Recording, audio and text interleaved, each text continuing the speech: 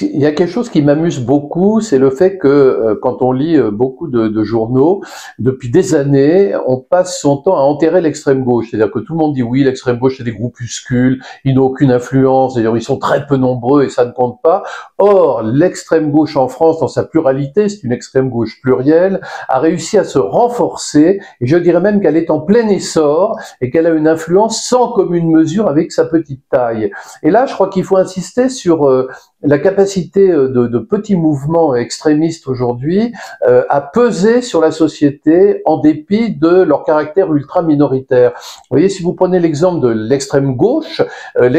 aujourd'hui a compris qu'elle pouvait avoir de l'influence par la prise de contrôle des appareils. Si vous prenez par exemple le minuscule nouveau parti anticapitaliste, c'est un parti très petit qui est d'autant plus petit que il a été éventré en quelque sorte par une scission qui fait qu'aujourd'hui il y a deux NPA qui se font pour l'instant une sorte de guéguerre. Mais ce nouveau parti anticapitaliste si minoritaire, on se demande si ses forces dépassent le 1000, c'est pas sûr, qui est plus de 1000 adhérents, arrive à contrôler à minima l'Union syndicale solidaire, forte de 80 000 adhérents. Vous voyez, et vous retrouvez des militants du NPA ou apparentés au NPA, à la CGT, à la CFDT, vous allez les retrouver à l'UNEF, vous allez les retrouver dans de nombreux syndicats, vous allez retrouver aussi des militants d'extrême gauche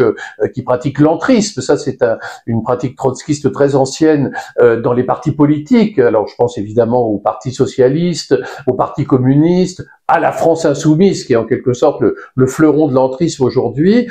aussi à Europe Écologie Les Verts. Donc, vous avez cette puissance de l'extrême gauche, sans commune mesure avec sa petite taille. Mais le paradoxe, c'est que l'extrême gauche se renforce et grossit à mesure que son message idéologique se brouille. C'est-à-dire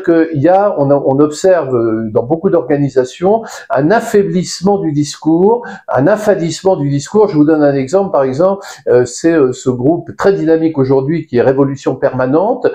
qui est un mouvement qui ne produit quasiment pas de texte dans la mesure où il se contente d'éditer des vidéos virales qui vont sur TikTok, Instagram, X et autres plateformes, de sorte qu'aujourd'hui, quelqu'un comme Anas Kazib, qui est le leader